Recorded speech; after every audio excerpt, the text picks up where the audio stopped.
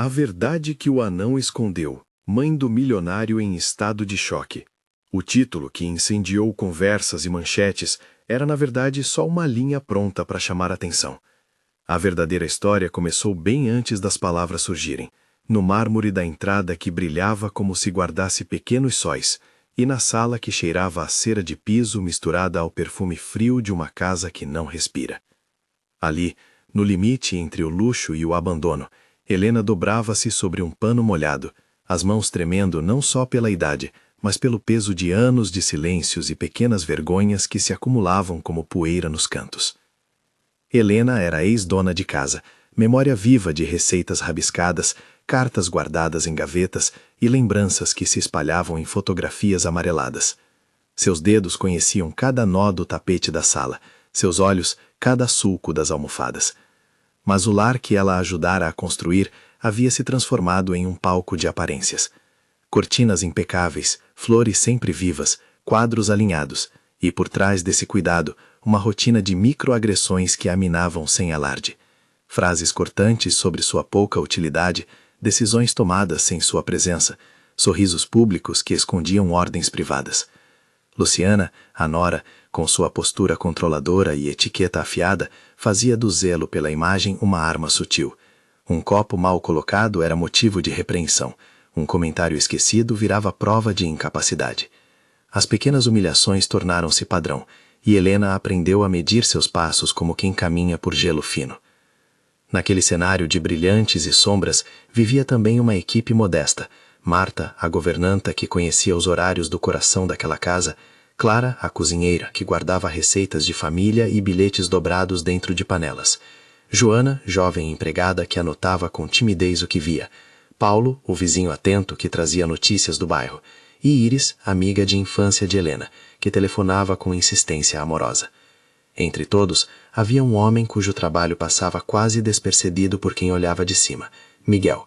Homem de baixa estatura, trabalhador discreto, chegava cedo para pequenos concertos, ajeitava dobradiças, apertava parafusos, escutava sem se impor. Miguel tinha o hábito de conversar com objetos quando consertava. Murmurava que as portas não deveriam ranger do mesmo jeito que os segredos. Por observar, por mover-se onde ninguém mais notava, ele colecionava fragmentos que mais tarde fariam a diferença. A rotina do lar seguia com sua coreografia precisa. Café servido com pressa, reuniões que se resolviam na sala de visitas e Helena relegada a histórias pequenas. Rememorar os netos, olhar fotografias, varrer com um pano que não tirava a poeira das palavras.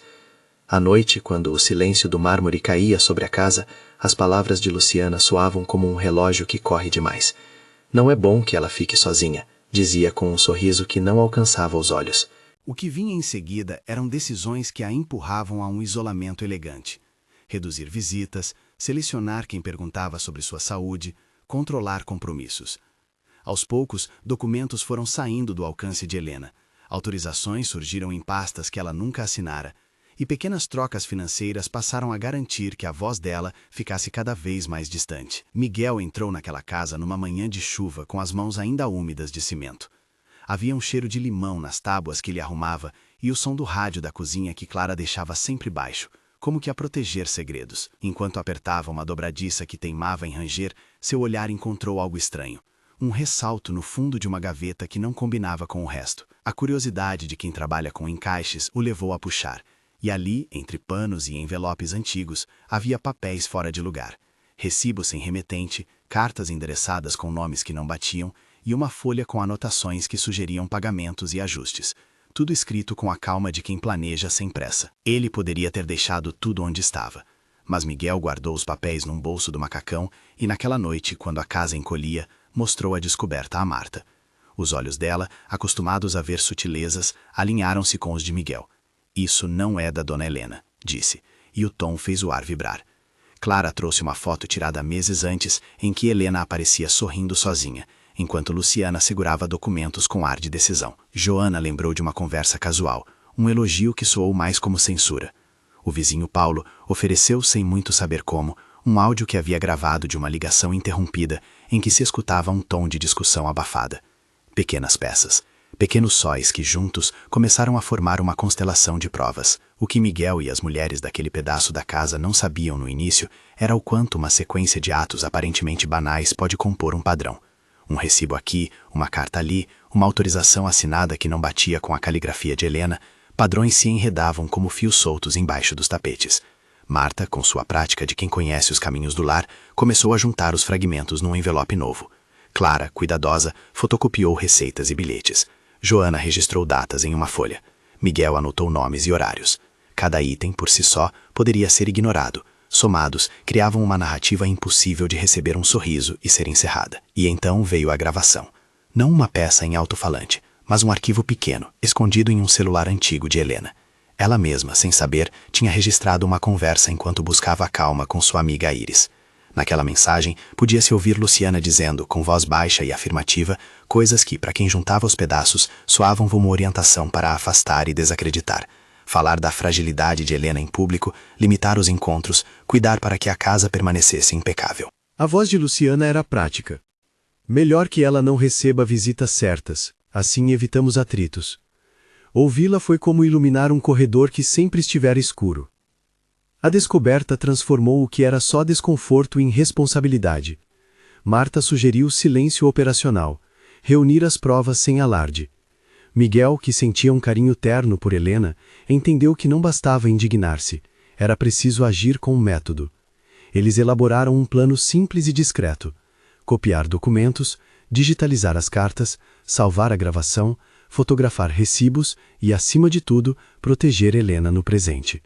Não se tratava ainda de expor, mas de constituir uma base clara.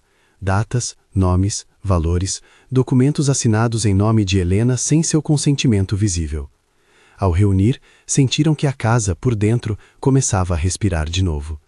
O silêncio que antes parecia conivente, agora se tornava testemunha.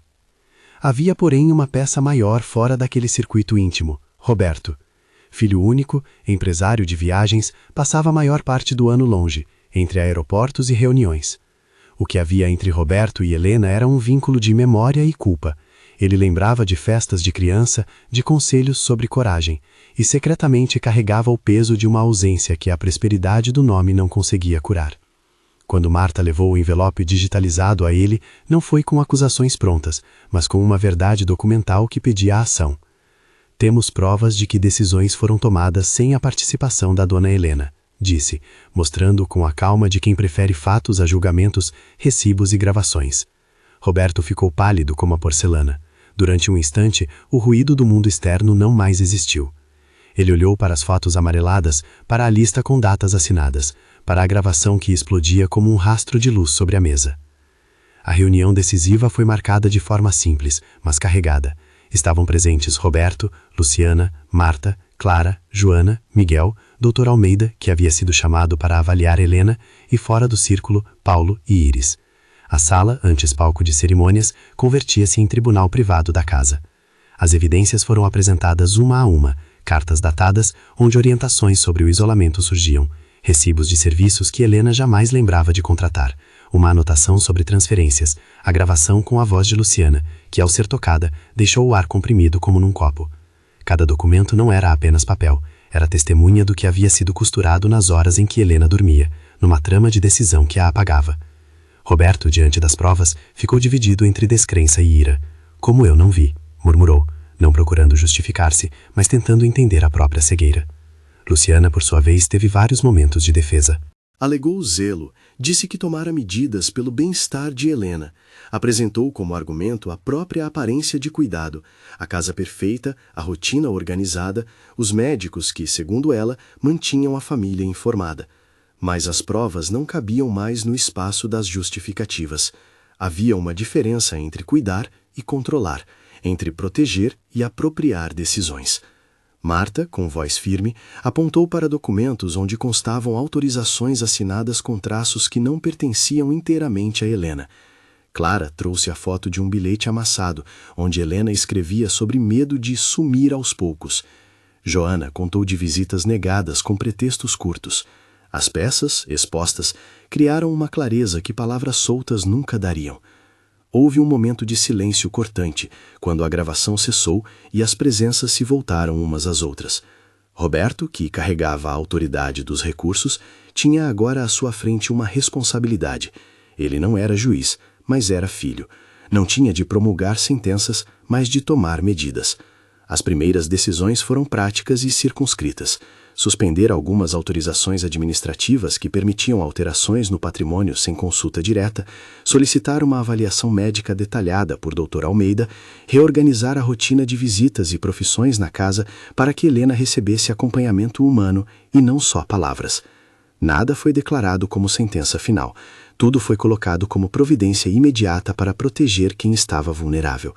Roberto convidou Luciana a dialogar, mas também a se retirar temporariamente das decisões internas até que uma revisão mais ampla fosse concluída. A saída dela foi pedida como medida de emergência humana, não como um veredito. Luciana reagiu com um misto de surpresa, raiva e negação. "Estou sendo tratada como inimiga de família", disse, tentando recuperar o controle da narrativa. Mas a casa havia mudado. O eco daquelas pequenas ações que antes passavam despercebidas agora reverberava com força. Miguel permaneceu sereno, porque o que sempre quisera era dignidade para Helena, não glória pessoal. Marta segurou a mão de Helena como se segurasse uma vela em vento. Roberto, por sua parte, viu-se obrigado a revisar a própria vida. Empenhado em negócios que rendiam cifras, tinha esquecido de verificar o que acontecia dentro do espaço que mais deveria conhecer. A etapa seguinte foi de cuidados e reconstrução, longos e compostos por pequenos atos. Dr. Almeida, com sua prática, não prometeu milagres. Falou de avaliações, de planejamento para recuperar força e autonomia. Raquel, a fisioterapeuta chamada para orientar a recuperação física, chegou com uma bolsa de instrumentos e um modo de falar que transformava exercícios em pequenas vitórias. Hoje, segura a xícara com as 2 mãos. Amanhã, você segura um prato. As primeiras sessões foram silenciosas, cheias de desconforto, mas também de uma possibilidade que Helena não sentia há meses: ser ouvida em sua própria afirmação corporal. Raquel usava palavras simples e incentivava a memória com objetos. Um colar que lembrava um verão, um livro de receitas que cheirava a casa. Cada movimento devolvia um pouco da confiança que tinha sido tomada. Miguel, que continuou a consertar portas, passou a instalar adaptadores e apoios nos locais que Helena mais usava. Não eram grandes luxos, apenas pragmáticas adaptações para que ela não precisasse aceitar humilhações por limitações físicas. Clara reintroduziu pratos que ela havia inventado para alegrar o paladar de Helena. Marta organizou uma rotina onde visitas eram sempre agendadas e certificadas como bem-vindas. Joana passou a anotar com cuidado os momentos de melhora e os tropeços. Paulo, o vizinho, trouxe uma cadeira de rodas emprestada por um primo e, num domingo, arrumou o jardim para que Helena sentasse ao sol. Iris trouxe cadernos para que as memórias fossem registradas. Pequenas redes de cuidado começaram a envolver a casa. A reaproximação entre Roberto e Helena foi cautelosa, carregada de perguntas que não pediam respostas espetaculares, apenas presenças. Ele começou a passar mais tempo, às vezes apenas sentado, lendo em voz baixa. Em um daqueles encontros, Helena pegou a mão do filho e falou de pratos antigos, de datas, e de um outono em que ele brincara de esconder-se atrás das árvores. Roberto chorou, não por culpa apenas, mas por reconhecimento tardio. A reparação que ele buscou não foi grandiosa, foi feita de atos certos. Reunir documentos, recompor autorizações com clareza e transparência e criar um conselho familiar provisório que supervisionasse decisões importantes. Nada disso apagava o dano anterior, mas servia como freio para que não se repetisse. Houve resistência e tentativa de minimizar.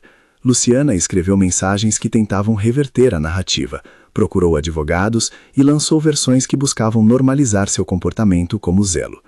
A mídia, que já tinha o título pronto, cobriu as primeiras movimentações com curiosidade. Mas a história, desta vez, não se sustentou em manchetes, sustentou-se em provas e em testemunhos. A gravação, as cartas, os recibos passaram a ser demonstrativos de um padrão, e não de uma coincidência isolada. Importante destacar que nada ali era apresentado como veredito final de justiça. Era uma construção coletiva de verdade para proteger uma vida frágil que merecia respeito. Com o tempo, as rotinas terapêuticas deram frutos. Helena reencontrou forças nas coisas pequenas. Conseguia tirar e pendurar roupas com menos esforço. Ria de novo ao lembrar de uma receita que queimou num dia de pressa. Lia com companhia. Raquel a orientou para exercícios respiratórios que afrouxavam o medo. Dr. Almeida alinhou um cronograma de acompanhamento com exames e revisões. A casa, antes modelo de frieza, foi se tornando um lugar com espaços de conversa. Nos jantares, Roberto tratava de ouvir mais do que falar. Miguel fazia pequenos concertos e trazia às vezes um bolo simples que Clara preparava com carinho para que Helena aprovasse e aprovasse. Marta e Joana criaram um álbum de memórias com fotos e bilhetes resgatados de gavetas, um tipo de imprensa de memórias que devolvia a Helena a história de sua própria vida. A reorganização patrimonial foi feita com prudência. Roberto, orientado por conselheiros de confiança, adotou medidas preventivas para garantir que decisões futuras envolvessem mais transparência e participação direta de Helena. Mudanças contratuais foram discutidas, com o objetivo de evitar que uma só pessoa acumulasse poderes que pudessem ser exercidos sem consulta. Reforçou-se o papel de Marta e de profissionais externos, para que a rotina não dependesse apenas de alguém com interesses pessoais. Mais importante que medidas técnicas foi o compromisso coletivo de vigilância. Vizinhos, amigos e funcionários concordaram em não fechar os olhos novamente.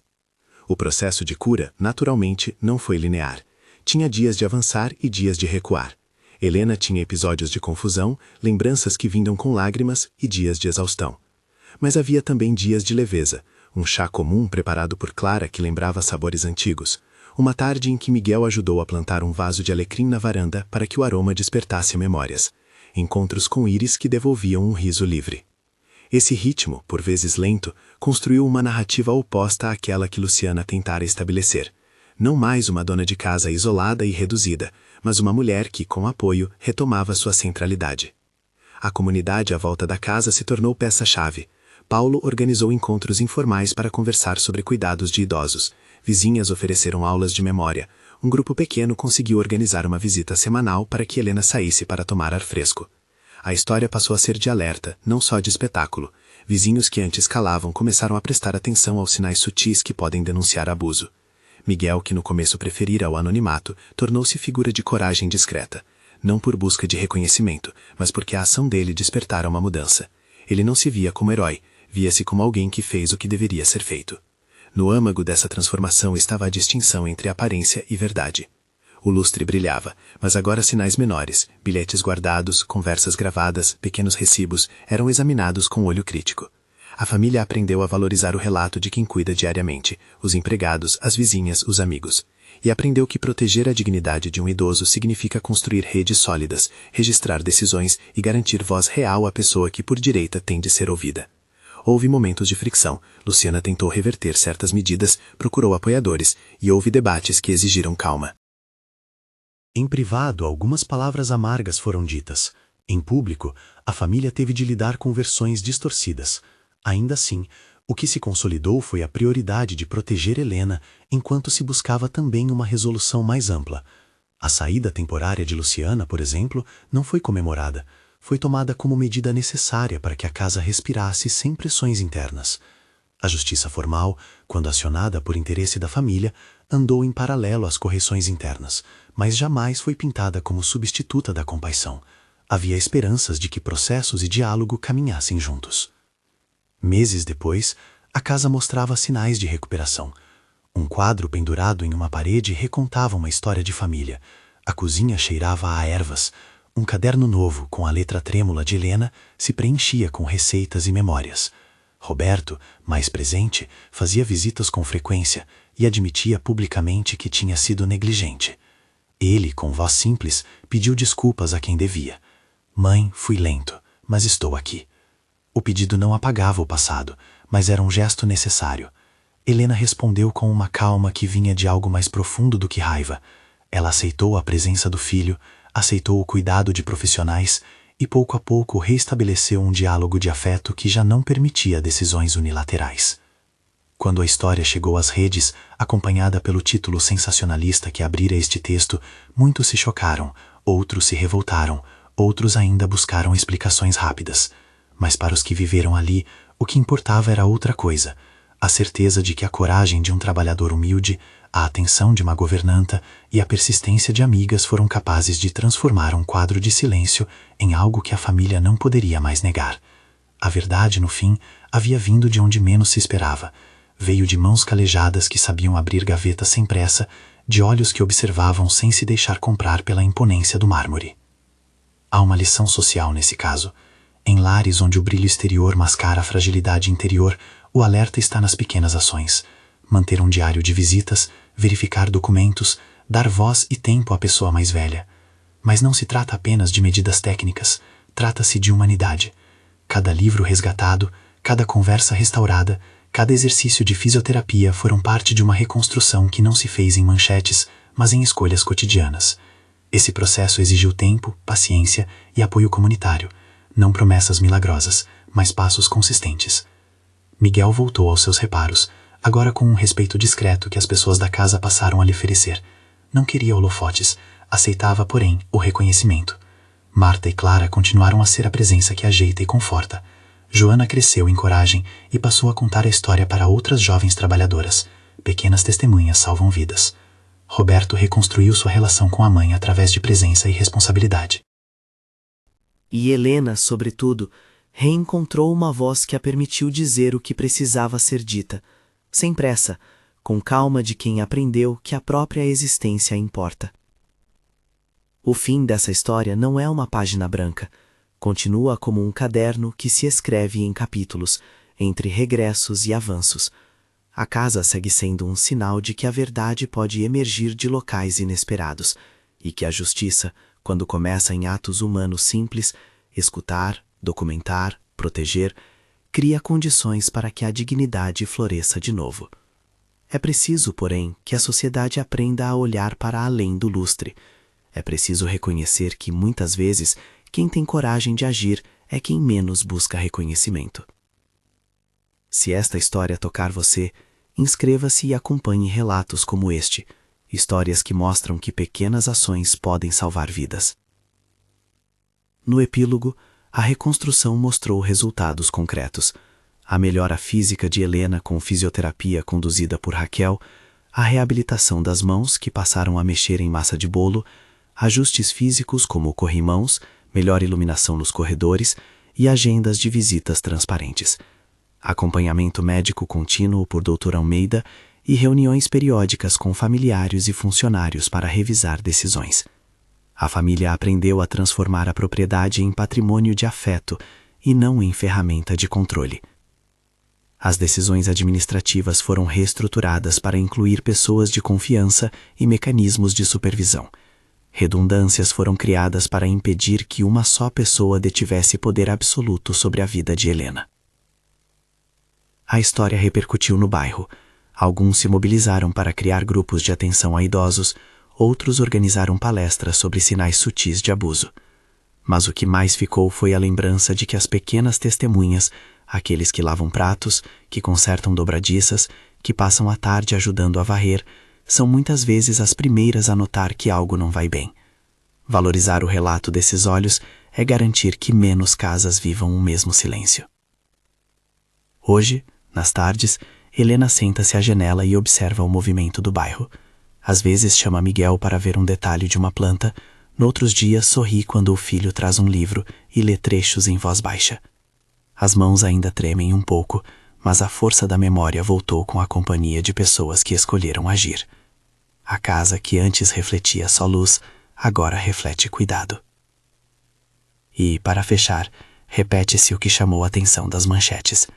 A verdade que o anão escondeu. Mãe do milionário em estado de choque. Um título que funcionou como isca, talvez sensacionalista, mas que ao final apontou para algo essencial. A verdade pode vir de onde menos esperamos. Neste caso, saiu de mãos humildes e do olhar atento de quem não se intimidou diante do brilho do mármore. Se pudermos tirar uma lição disso, seja esta: esteja atento aos pequenos sinais, proteja quem é vulnerável e, quando possível, transforme indignação em ação prática e humana. Se esta história tocou você, deixe uma palavra de apoio nos comentários, uma palavra apenas, e compartilhe para que mais pessoas prestem atenção.